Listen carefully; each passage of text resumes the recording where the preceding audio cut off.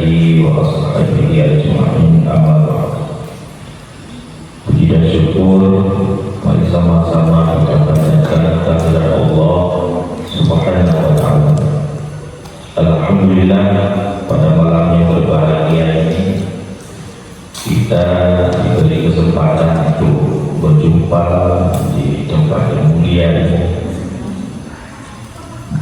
membicarakan tentang ilmu yang bermanfaat untuk kita dan untuk mengenal Allah. Berselawat kita kepada Nabi Muhammad dan mengucapkan Allahumma shalli ala sayyidina Muhammad wa ala alihi wasallam. Yang saya hormati Imam, guru-guru saya, abang-abang saya yang berhadir pada tempat yang berbahagia ini, dan kami santri-santriwati sebagai penerus untuk kemajuan agama, bangsa dan negara.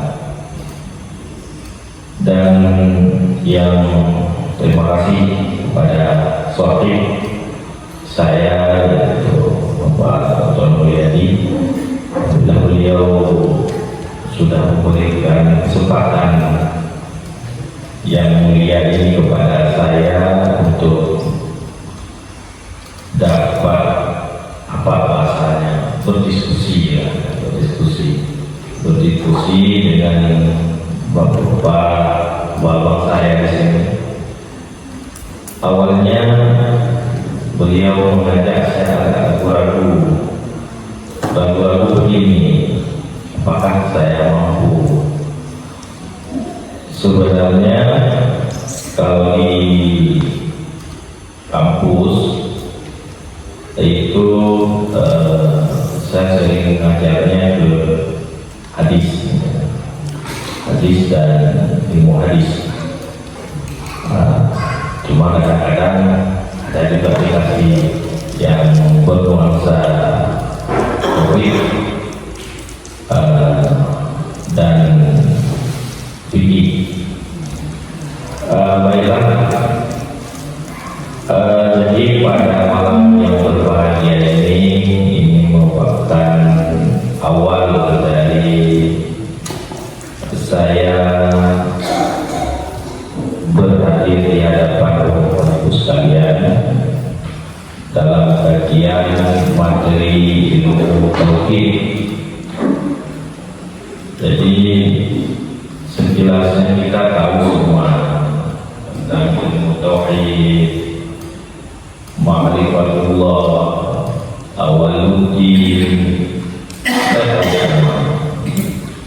karena apalagi kalau abang-abang saya, bapak saya dari kecil itu sudah dibiasakan oleh orang kita di rumah-rumah, pengajian rumah itu sudah dibiasakan, sehingga untuk menghafal yang 50, saya rasa kalau kita yang sudah dewasa itu sudah di luar kepala, menghafal yang 50. Dia tahu semua, malah ada yang bisa menghafalnya sekalian membaca dalam bentuk syair-syair yang mudah dihafal. Mungkin agak berbeda dengan kondisi sekarang. Ya, kalau dulu ilmu itu menjadi ilmu yang hidup dalam masyarakat, sekarang ilmu itu agak lebih mahal ya. Jadi hidupnya di pendidikan, sehingga untuk menghafal yang 50 itu sudah jarang kita dengar seperti masa kita dulu. Baiklah, saya untuk kita bicarakan malam ini sengaja saya bawakan kitab Matan As-Sanusiyyah. Matan As-Sanusiyyah ini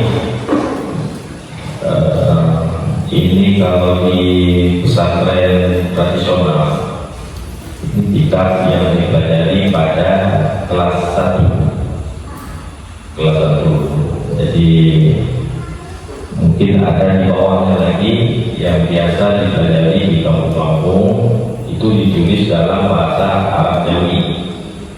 Kalau matan Sanusia ini ditulis dalam bahasa Arab. Sebelum kita melihat apa isi dari kitab ini, kita perlu mengenal dulu sang muallifnya. Kalau kami pesantren menyebut musannif, perlu kita mengenalnya.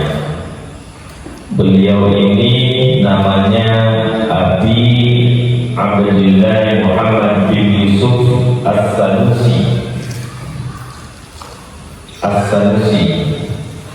As-Sanusi ini satu wilayah, ada menyebutnya dengan Sanusa, satu wilayah di daerah Maroko.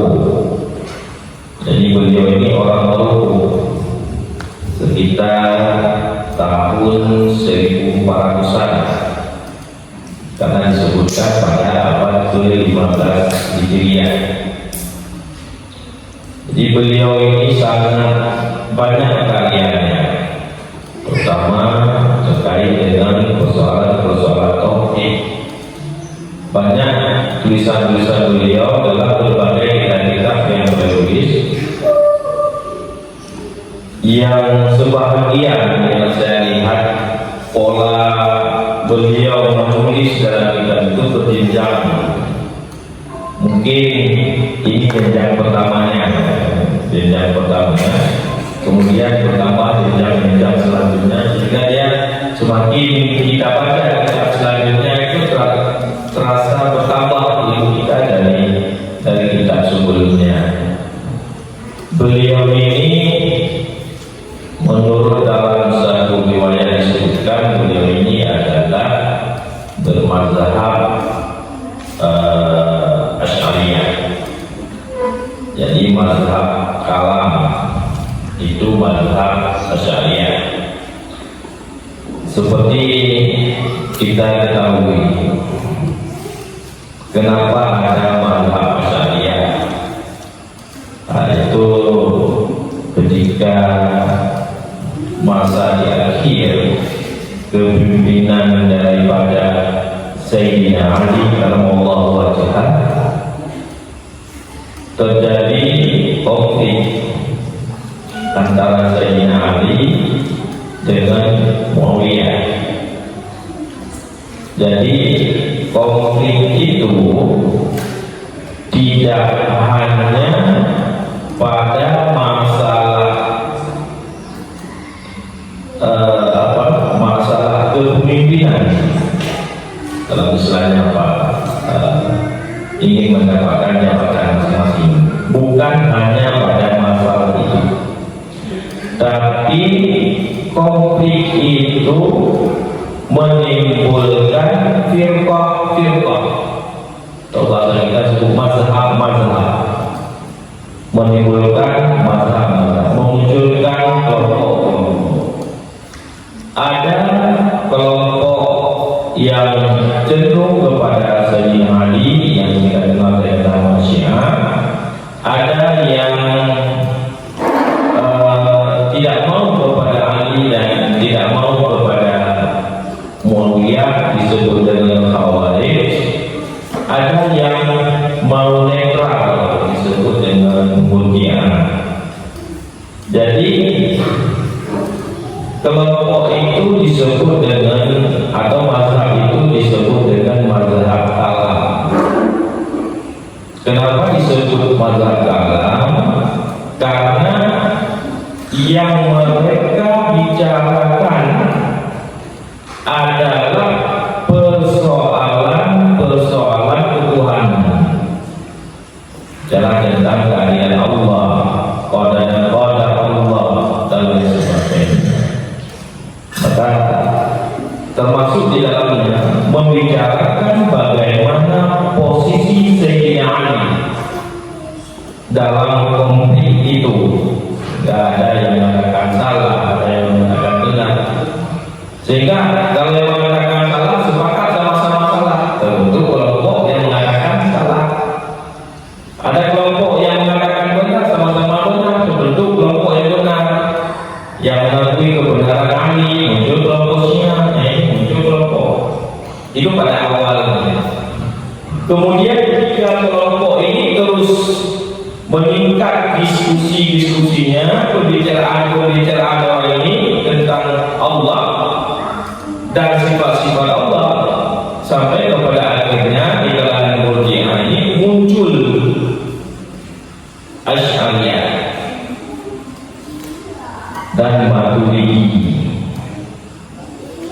Kemudian dalam Maturidi ini, dalam Asy'ariyah ini muncul lagi kelompok lain yang disebut dengan Mu'tazilah dan jarak-jarak.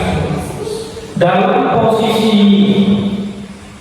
Asy'ariyah, kita tahu bahwa Asy'ariyah ini melahirkan pemikiran cara berbicara mengenai agama tentang Allah itu seperti yang kita bicarakan melalui sifat 20-nya, melalui apa 50-nya, dan persoalan-persoalan yang sering kita bicarakan di pesantren, dalam pengajian-pengajian di rumah, itu kebanyakannya adalah Asy'ariyah.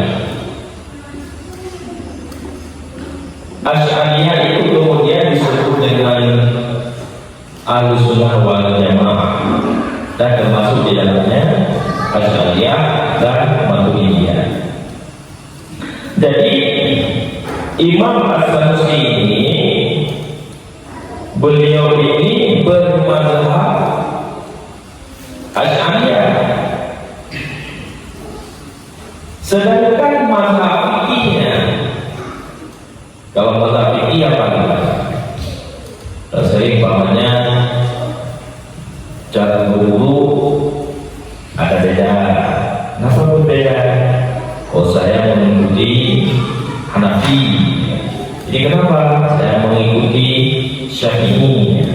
Itu namanya mazhab fikih. Ini mazhab fikih. Jadi Imam As-Sanusi ini mazhab fikihnya Hanafi. Mungkin karena di Maroko ya, karena di Maroko. Tapi kalau beliau orang Indonesia, mungkin mazhabnya Syafi'i. Di Maroko mazhabnya seperti itu. Jadi begitu Bapak Ibu sekalian, mengenai kita tentang Imam As-Sanusi ini. Jadi mudah-mudahan kita berharap ilmu beliau yang telah beliau tulis dalam kitab yang sangat tipis ini kan, sangat tipis ini, memberi berkah kepada kita, memberi jalan kepada kita untuk mengenal Allah, karena disebutkan bagaimana kita beribadah kepada Allah kalau kita tidak mengenal Allah. Walaupun ada sebagian ulama yang menggunakan bahasa yang bermacam-macam. Jadi apa gambaran umum daripada kitab ini?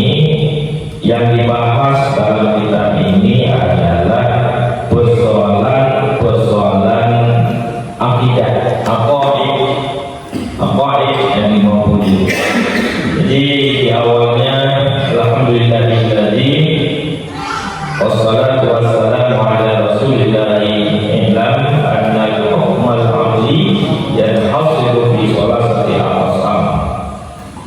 Disebutkan bahwa sesungguhnya ada bahwasanya hukum amri itu yanhasiru fi salasati aqsam, impun dalam 3 perkara.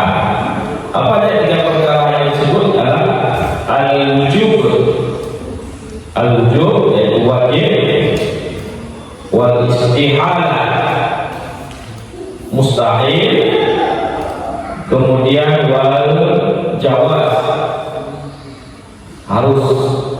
Yang kita kemudian mengenalnya itu adalah sifat Allah, sifat wajib bagi Allah, sifat mustahil bagi Allah, dan sifat harus bagi Allah.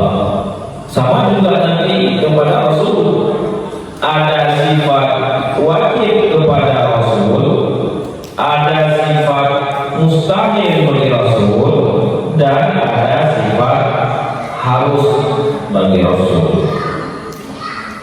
Jadi disebutkan apa yang dimaksudkan dengan sifat wajib ini, yaitu malaikasawwaru fil aqli adam, tidak tergambarkan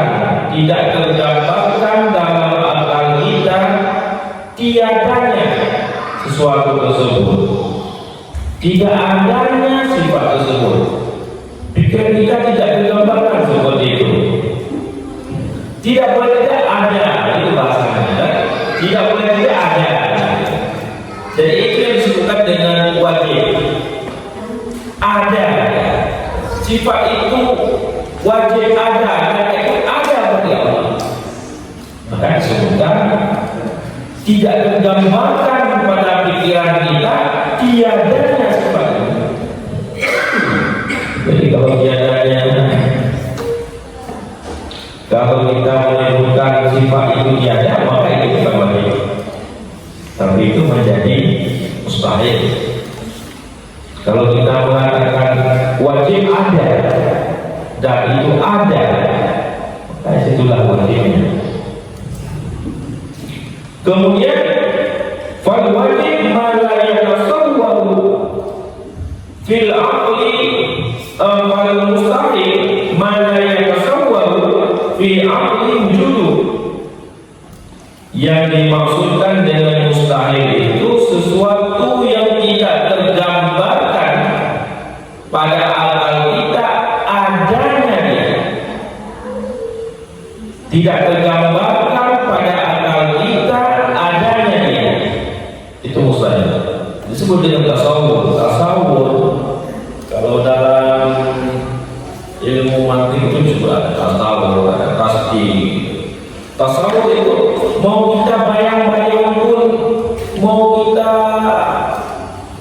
hayal-hayal bayang-bayang itu nggak ada, nggak ada. Nah, itu adalah tasawur. Tidak didapatkan oleh akal, karena kalau tidak didapatkan oleh akal, itu jangkauannya cepat, itu apa yang nampak. Tapi kalau tasawur itu bukan hanya pada sesuatu yang nampak, yang terpikirkan di pikiran kita itu tidak ada dalam mustahil. Nah, yang terpikir mau kita bayang-bayangkan, makanya tidak ada jalan, tidak ada jalan dan tidak ada cara untuk mengatakan Allah tidak ada. Selama kita masih berpikir dan masih menggunakan akal pikir kita secara sehat, tidak ada jalan untuk kita berdiri bahwa Allah tiada. Tidak ada. Makanya begini Bapak sekalian, sering kita mendengar ada orang ateis. Orang ateis itu disebut orang tidak mengenal Tuhan, walaupun mereka itu macam-macam. Ada yang tidak mengakui Tuhan, ada yang tidak mengakui agama, tapi mereka mengakui Tuhan. Cuma bahasa mereka mengakui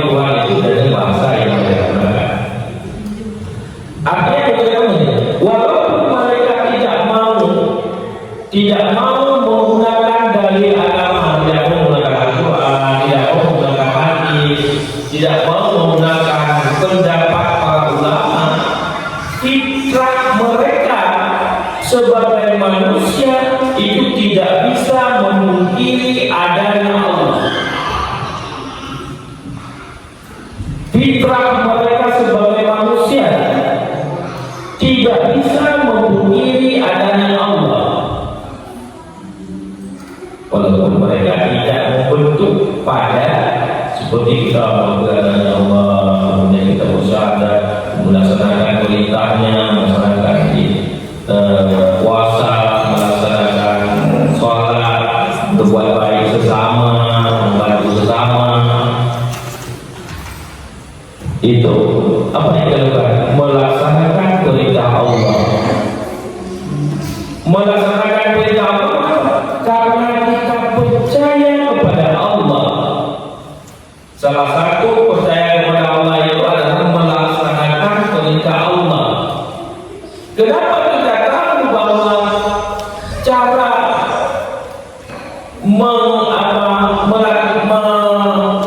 mempraktekkan bahwa kita percaya kepada Allah dengan melaksanakan perintah Allah? Karena ada aturan dalam agama, karena kita beragama. Maka kalau orang ateis yang mereka percaya tapi mereka tidak tahu mereka melaksanakan tidak percaya agama. Ada seorang filosof,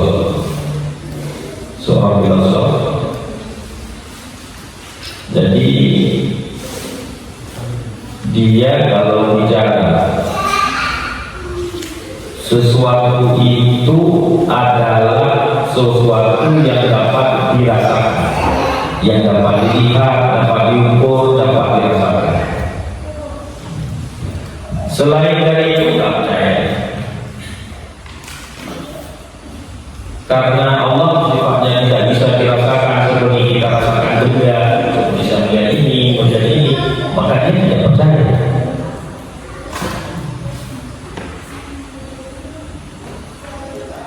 Kemudian sakit gigi gitu. Ceritakan orang yang sakit gigi. Jadi orang itu tak tanya, mana ada sakit gigi? Iya sakit gigi, nggak ada gigi. Coba bentuk sakit gigi itu seperti apa? Coba nampakkan sakit gigi itu seperti apa? Seperti kita menampakkan air gigi, nampak benda. Coba nampakkan sakit gigi itu seperti apa? Nah, disitulah kemudian timbul kesadaran dia bahwa ada sesuatu yang tidak bisa kita raba, yang tidak bisa kita lihat, itu ada. Itu awalnya, karena dia seorang filosof, kan dia mencari. Ketika ada dalam pikirannya seperti itu, dia mencari bahwa seperti itu. Jadi dia akhirnya pikirannya menemukan bahwa ada yang lebih dari semua yang ada. Ada yang lebih semua dari semua yang ada. Sebutkan semua yang ada itu berasal dari yang satu. Semua yang ada itu berasal dari yang satu. Dia percaya bahwa semua yang ada berasal dari yang satu. Dia percaya bahwa ada sesuatu yang melebihi dari sesuatu, tidak didapatkan melalui ayat Al-Quran, tidak didapatkan melalui pengajian, tapi didapatkan melalui fitrah dia. Makanya mau orang itu tidak sholat, tidak apa, dia cecak-cecak kepada Allah. Cuma karena mewujudkan menumbuhkan rasa percaya itu bagaimana? Nah, itu karena dia tidak belajar tentang agama, sehingga tidak tahu. Itu sama kayak kita bapak paling sayang ke istri kan, tapi karena kita orangnya tidak romantis, bahasanya tidak romantis, nggak tahu kita cara menunjukkan rasa sayang kita ke istri itu, nggak tahu kita. Padahal kok istri tahu nggak, cinta sayang kita itu tidak terbatas, tapi kita nggak tahu cara menunjukkannya. Kenapa kita nggak tahu cara menunjukkan rasa sayang kita itu? Karena kita nggak paham ilmu itu. Kan disebut kita nggak sayang, tapi sayang nggak tahu kita. Sehingga sayangnya kita kepada itu dianggap tidak sayang. Nah, dalam beragama kan juga seperti itu. Kita percaya kepada Allah. Bukti percaya kepada Allah itu harus ada. Tidak hanya percaya, semua percaya. Semua percaya, maksud semua percaya. Tapi bukti kepercayaan itu harus ada. Jadi bukti percayaan itu didapatkan melalui ilmu. Nah, kita belajar. Kalau salah, kita sholat, kita salah kita benar. Kita puasa, kita puasa kita benar. Dalam hubungan dengan masyarakat, hubungan dengan masyarakat dan tetangga, walaupun tetangga itu sebuah sosial, itu juga sebenarnya bahagian dari percaya kita kepada Allah. Namun sebutkan itu, la yu'minu ahadukum hatta yuhibba li akhihi kama yuhibbu li nafsihi. Tidak sempurna iman, tidak sempurna iman sehingga dia mencintai saudaranya seperti yang mencintai dirinya sendiri. Kenapa mencintai saudara seperti mencintai diri sendiri dikaitkan dengan iman? Ya, sehingga kalau kita dengan tetangga sampai rumah dari pagi ke pagi lalu berantem, belum selesai kalau itu sudah mulai berantem. Itu tidak beriman itu. Bukan hanya tidak baik dengan tetangganya, tetapi dianggap tidak sempurna imannya. Maka disebutkan bahwa tetangga itu juga bahagian dari kepercayaan kita, keyakinan kita kepada Allah. Maka tidak ada jalan bagi kita untuk tidak percaya kepada Allah. Maka disebut tasawwur pikiran kita, berpikir pikiran kita itu untuk tidak percaya kepada Allah nggak bisa. Tidak paksakan pikiran kita untuk tidak percaya kepada Allah, nggak bisa. Jujur pada diri kita sendiri, jujur pada diri kita sendiri. Jangan buat pengakuan ke orang. Kalau kita buat pengakuan ke orang, kadang-kadang gengsi. Nah, ini kan, pokoknya saya mengatakan, saya tidak berpikir tentang makan. Saya bilang orang ini, tapi dalam hati saya kenapa? Bukan apa yang makan, kenapa? Ini dimaksudkan tidak naluri kita, fitrah kita itu tetap percaya kepada Allah. Kemudian disebutkan wal jaiz ma yasihu fil aqli wujuduhu wa adamuhu. Yang dimaksudkan dengan sifat harus sesuatu yang sah pada akal, adanya dan tiadanya. disebutkan tentang bagaimana Allah Subhanahu wa Ta'ala itu bersifat harus kepada hambanya. Nah, itu yang membedakan kita Ahlussunnah wal Jamaah yang Asy'ariyah dengan orang Mu'tazilah. Kalau orang Mu'tazilah mengatakan Allah itu wajib memasukkan orang yang berbuat baik ke dalam surga, wajib menghukum orang berbuat jahat ke dalam neraka. Itu kata Mu'tazilah. Kalau Asy'ariyah itu adalah sifat yang harus oleh Allah, sifat yang harus oleh Allah. Boleh orang yang berbuat baik, boleh Allah masukkan ke surga, boleh Allah masukkan ke neraka. Itu sifat harus oleh Allah. Cuma kadang orang berpikir ya kalau surga itu bisa berbuat baik, enggak tentu. Bukan enggak tentu seperti itu, karena ukurannya itu ada pada Allah, bukan pada kita. Ukurannya ada pada Allah, bukan pada kita. Sehingga ada beberapa cerita dalam kitab Majalis Susaniyah itu diceritakan ada dua saudara, yang satu abid, yang satu lagi adalah orang yang berbuat dosa. Yang abid, yang ahli ibadah, dia dalam hari-harinya selalu beribadah kepada Allah, selalu beribadah kepada Allah. Sedangkan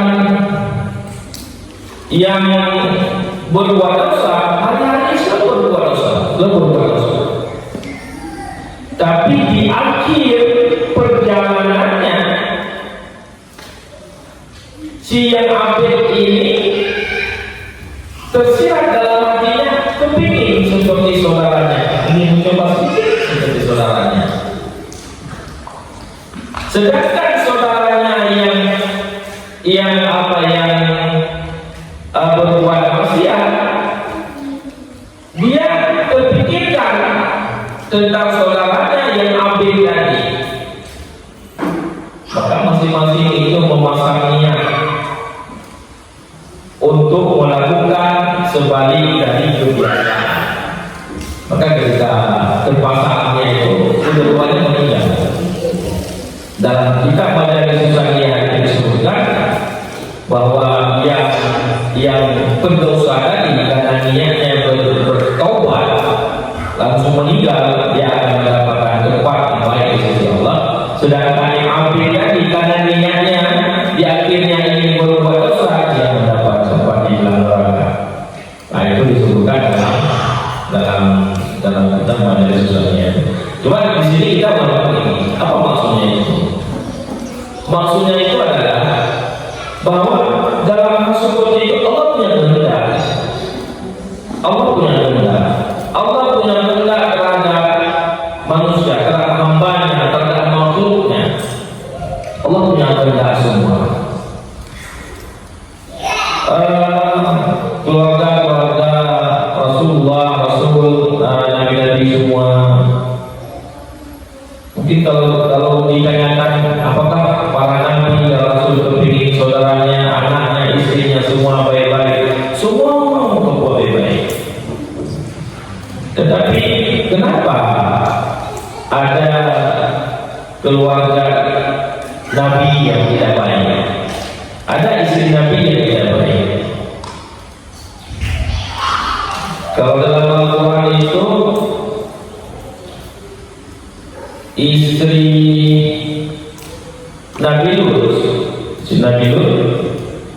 dan istri Nabi Nuh biasa dalam Al-Quran ada disebutkan dengan Az-Zawjah, istri itu. Ada disebutkan dengan Anisa.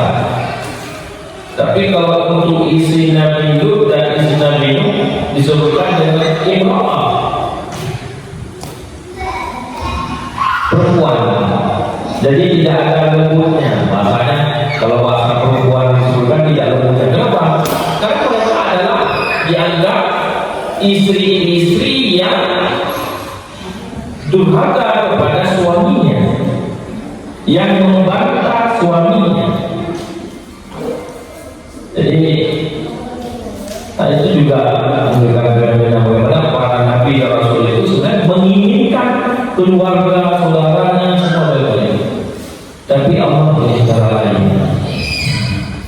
sehingga itu jadi bagian ini sifat yang harus menjawab. Sehingga kalau kita berpegang juga dari kata yang lalu ini tidak menjadikan kita cepat berputus asa. Ada sesuatu yang kita lakukan yang ingin kita capai, ternyata tidak maksud, tidak capai maksud kita. Mungkin Allah itu punya cara lain untuk menyampaikan maksud hati kita, tidak seperti yang kita harapkan. Karena Allah sayang kita, jikalau Allah menyampaikan seperti yang kita inginkan persis, mungkin situ adalah bala kita. Ketika Allah sayang kepada kita memberi cara yang berbeda, yang kita tidak tahu. Nah, jadi Allah Maha Kuasa di atas segalanya.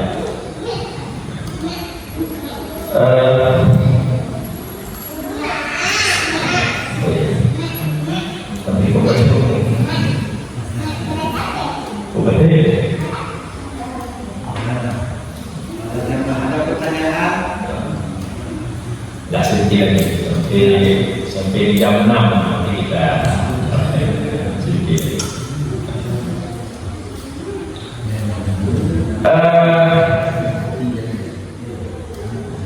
Yajibu ala kulli mukallafin syar'an ay ya'rifa ma yajibu fi haqqi maulana jalla wa ala wa ma yastahilu wa ma yajuzu. Jadi wajib terhadap mukallaf orang-orang yang sudah dibebani hukum, dewasa memang bahasa ya balik gitu kan. Memang dalam beda ilmu beda disebutkan.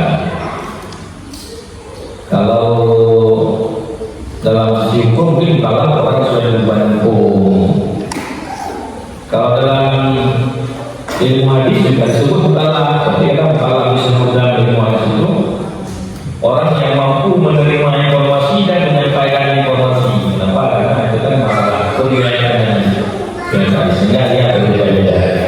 Wajib bagi kita mukallaf untuk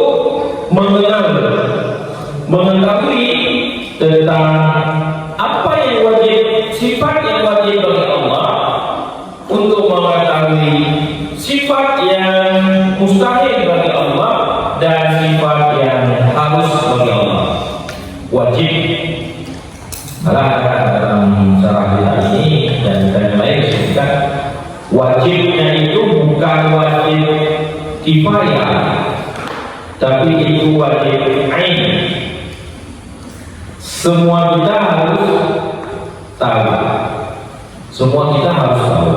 Semua kita harus tahu sifatnya. Malah ada yang menaikkan kalau nggak tahu sifat itu tidak sah sholatnya.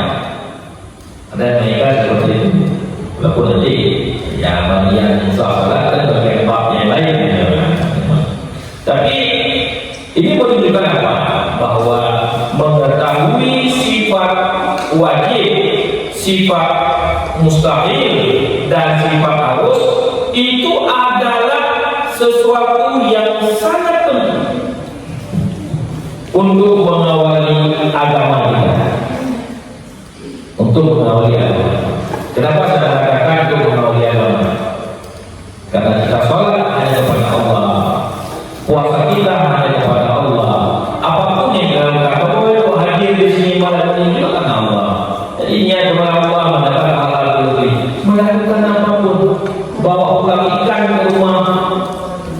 anak istri karena Allah, semua karena Allah.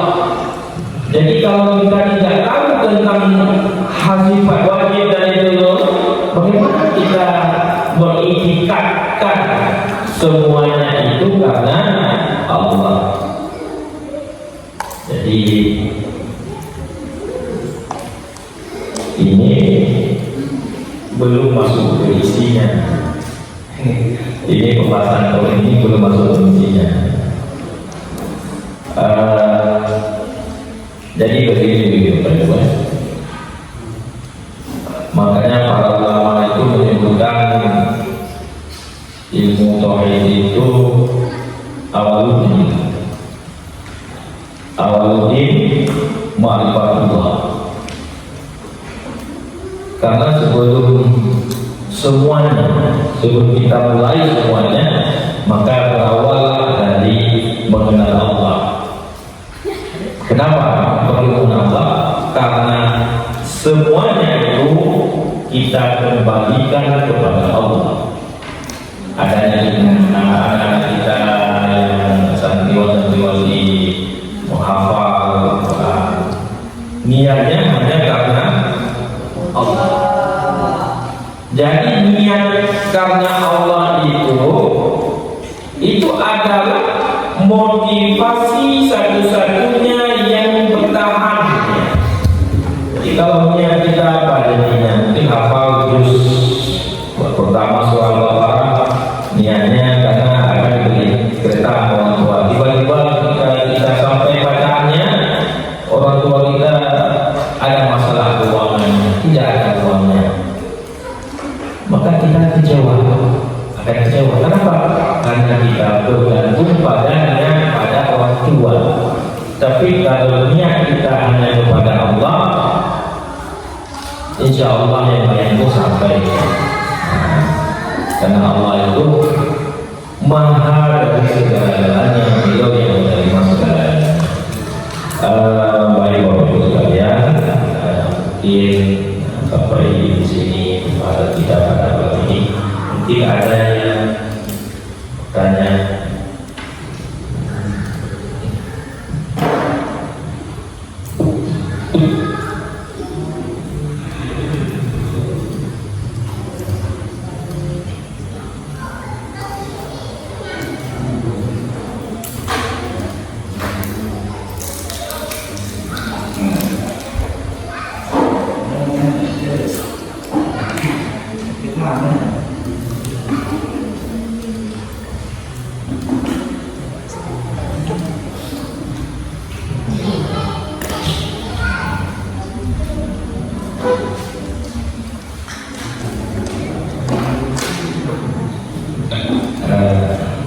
Baik, kalau tidak biasanya kalau tidak ada bertanya, ini pertama sudah paham, tidak paham, atau memang dari sebelum jelaskan tidak paham, gitu kan? Tapi kalau apa? Atau karena mungkin baru pertama berjumpa, ya? Mungkin nanti kalau nggak sering kita dulu ngopi-ngopi kan. Biasa kalau begini katanya sebelum mobil nggak apa-apa, terbuka ya kan? Buka, nggak masalah Bapak Ibu sekalian kan? Tapi ya itu apa yang saya sampaikan, mudah-mudahan bermanfaat untuk saya sendiri dan juga Bapak Ibu sekalian. Silakan.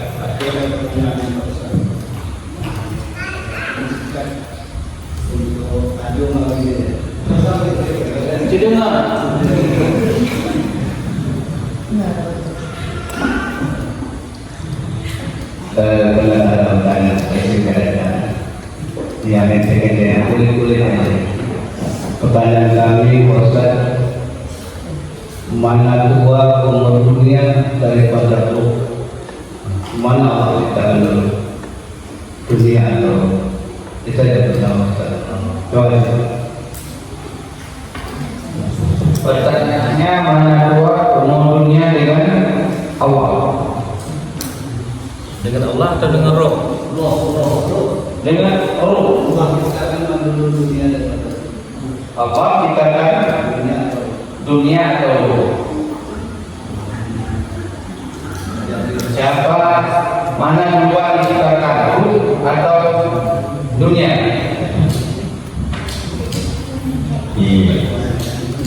Berat.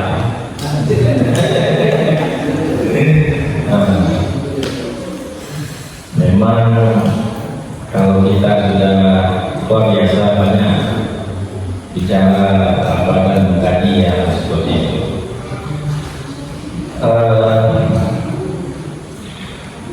Kalau dalam Al-Quran setelah kita kumpulkan beberapa ayatnya, itu ada disebutkan dengan kalam, ya kan, kalam pulpen dan mana pulpen. Sehingga ada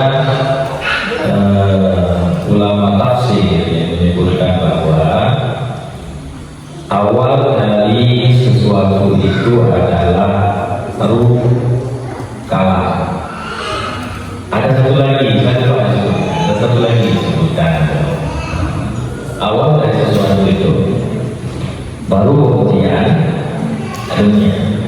Cuma kalau ulama tasawuf bicara ada lagi, itu kan nanti bicara kepada Nabi Muhammad, kepada Nuh dan sebagainya.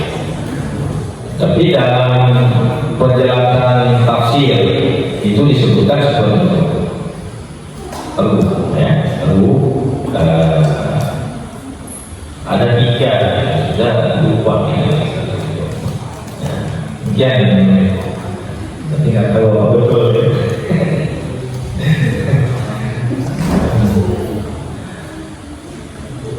Jadi ada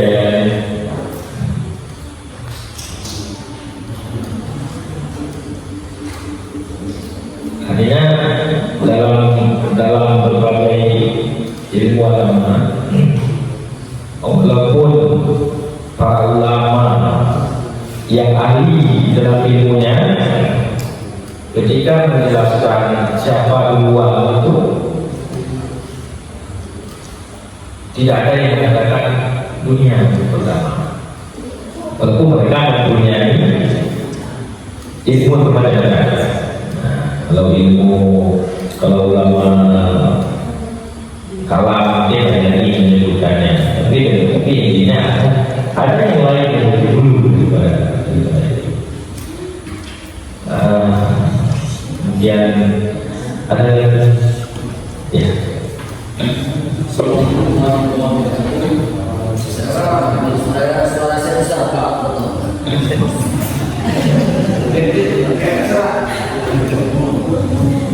Assalamualaikum warahmatullahi wabarakatuh. Sedikit saya untuk bertanya kepada Pak Ustadz. Jadi Bapak Ustadz mengatakannya bahwasanya Allah Taala wajib. Seketika saya dulu belajar masih sekolah SD, guru agama selalu mengajarkan kepada kami itu bahwasanya Allah Ta'ala itu ada. Yang membuktikan Allah Ta'ala itu ada langit dan bumi, ciptaannya. Itu yang selalu dengar dari guru agama. Yang menjadi suatu pertanyaan saya, kalau sekiranya tidak ada langit dan bumi segala isinya, apakah Allah Ta'ala itu ada atau tidak? Terima kasih. Assalamualaikum warahmatullahi wabarakatuh. Jelas pertanyaannya ya. Kalau nggak ada dunia ini, apakah Allah juga ada? Pertanyaannya jelas, cuma jawabannya nggak ada.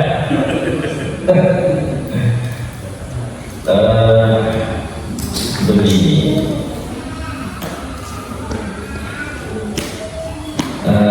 ini sedikit memasukkan filsafat Islam.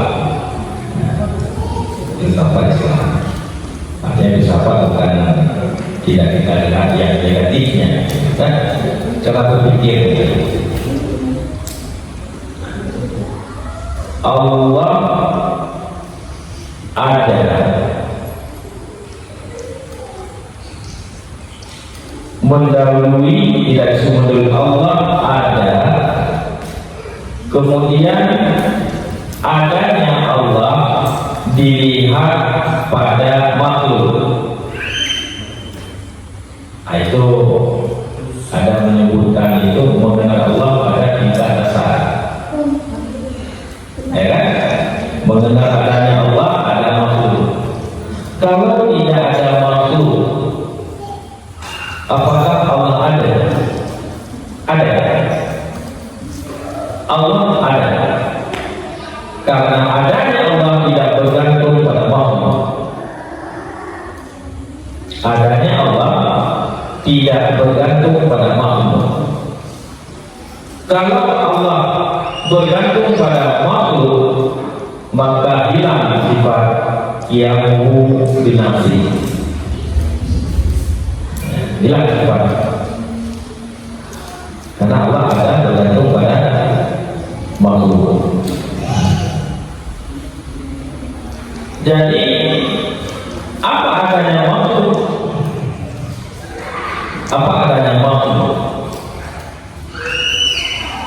Kalau orang filsafat Islam menyebutnya adanya makhluk, Allah memperkenalkan dirinya melalui makhluk-makhluk itu. Allah memperkenalkan dirinya melalui makhluk-makhluk itu. Bukan makhluk itu menentukan adanya Allah, sehingga tidak bisa dikatakan di situ muncul hukum sebab akibat. Nah, tidak bisa kita sebutkan muncul hukum sebab akibat. Bisa kita menemukan ada Allah dan makhluk. Sebab ada makhluk ada Allah. Sebab ada Allah ada makhluk. Itu kayak orang bilang duluan ayat apa makhluk? Ayat apa makhluk? Jadi menurut saya seperti itu. Jadi saya senang dengan anggukannya. Masalah benarnya nanti kita serahkan kepada Allah yang Maha mengetahui segalanya.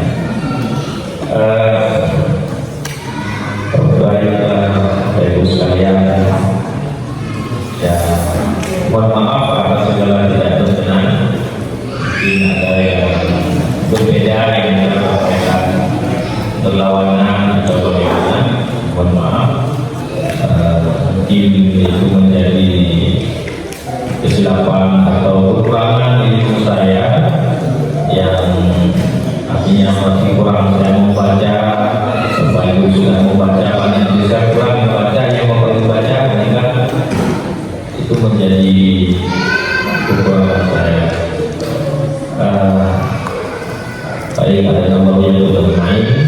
Assalamualaikum warahmatullahi wabarakatuh. Bismillahirrahmanirrahim. Alhamdulillahirabbil alamin hamdan yuwafi ni'amahu wa yukafi mazidah. Ya rabbana lakal hamdu kama yanbaghi li jalali wajhikal karim wa 'azimi sultanik.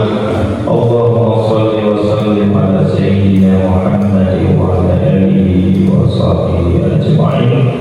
Allahumma ahsin 'aqibatana fil umuri kulliha wa ajirna min khizyi dunya wa adzabil akhirah. Allahumma inna nas'aluka salamatan fid din wal 'afiyatan fil jasad wa ziyadatan fil 'ilm wa barakatan